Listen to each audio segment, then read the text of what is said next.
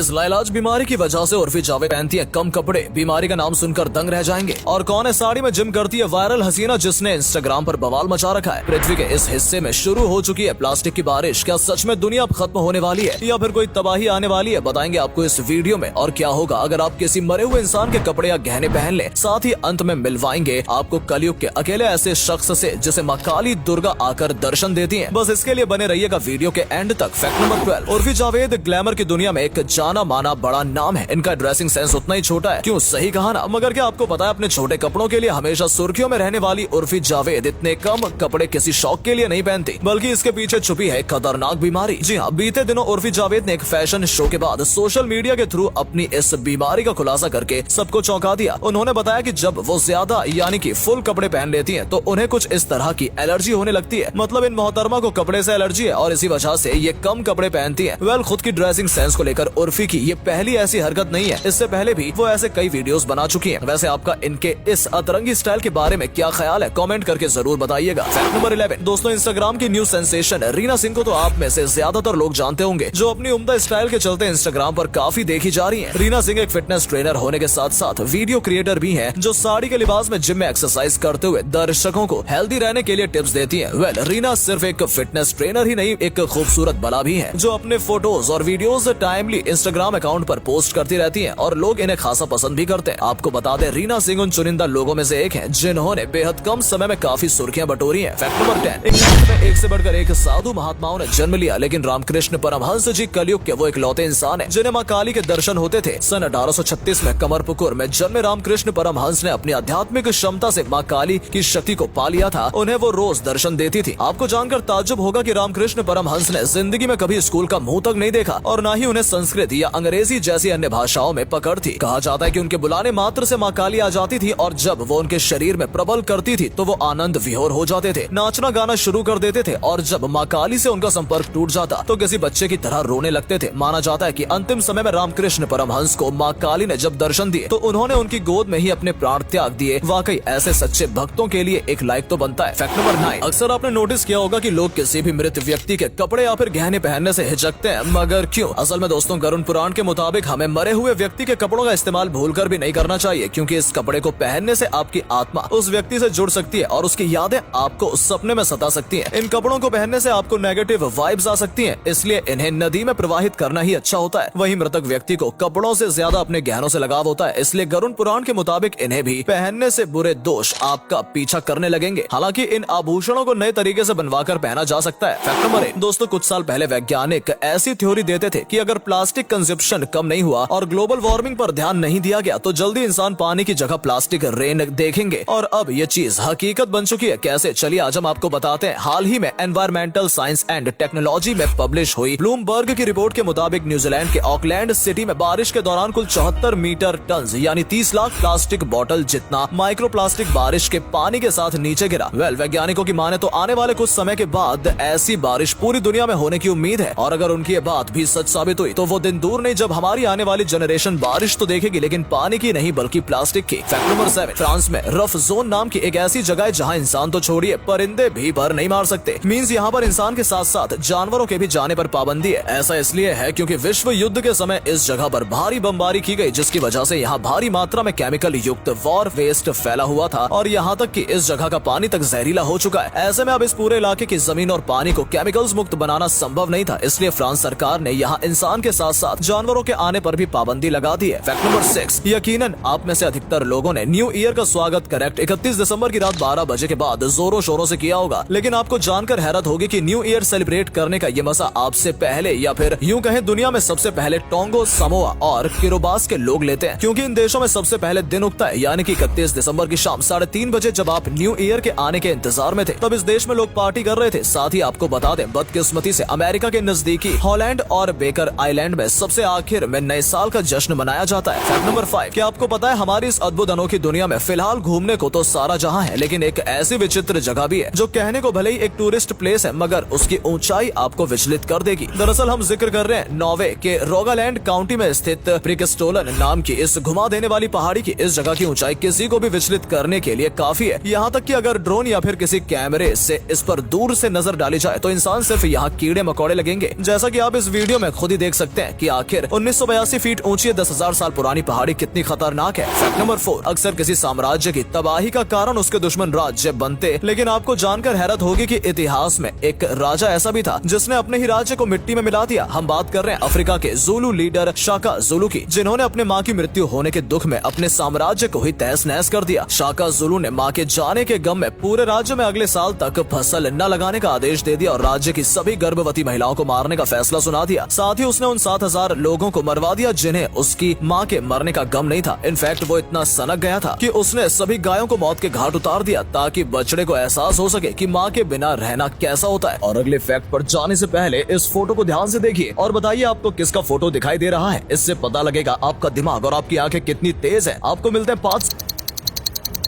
Fact number 3, दोस्तों जब भी हम मंदिर में प्रवेश करते हैं उससे पहले अपने जूते चप्पल निकालकर बाहर रख देते हैं। पर क्या आपको इसके पीछे का असली लॉजिक पता है? अगर नहीं तो चलिए हम बताते हैं। दरअसल धार्मिक जानकारों की माने तो जब हमारे पैर मंदिर की भूमि को छूते हैं तो अंदर के डिवाइन कॉन्शियसनेस जाग जाते हैं और उसे छूने से हमारे अंदर के सारे तामसीन गुण छूमंतर हो जाते हैं और मन में भक्ति भाव आ जाता है। जहाँ हिंदू धर्म में मंदिर को पवित्र माना जाता है उसे भगवान का घर कहा जाता है। ऐसे में 24 घंटे बाहर गंदगी में पड़े रहने वाले जूते चप्पल गंदे हो जाते हैं और उन्हें मंदिर के अंदर पहनने से वहाँ का पवित्र वातावरण दूषित हो जाएगा। बस इसलिए हम मंदिर में घुसने से पहले अपने जूते चप्पल बाहर उतार देते हैं। फैक्ट नंबर 2, आपने पब्लिक या फिर प्राइवेट बसों में तो जरूर देखा होगा कि आपने कभी इन बसों में शॉपिंग की है। अगर नहीं तो नजर डालिए चेन्नई की सड़कों पर खड़ी इस शानदार बस की तरफ, जो है तो एक नॉर्मल बस ही, लेकिन इसके अंदर मौजूद है महिलाओं के कपड़ों का पूरा शोरूम, जहां आपको इस 100 स्क्वायर फुट की बस में ट्रायल रूम के साथ साथ 300 वैरायटी की साड़ियां और ड्रेस का शानदार कलेक्शन देखने को मिलेगा। सड़कों के स्टॉल को प्राइवेट बस से शोरूम में शुरू करने वाले ये गजब का आइडिया चेन्नई के कार्तिक का है, जिन्होंने MBA करके ये अनोखा स्टार्टअप शुरू किया है।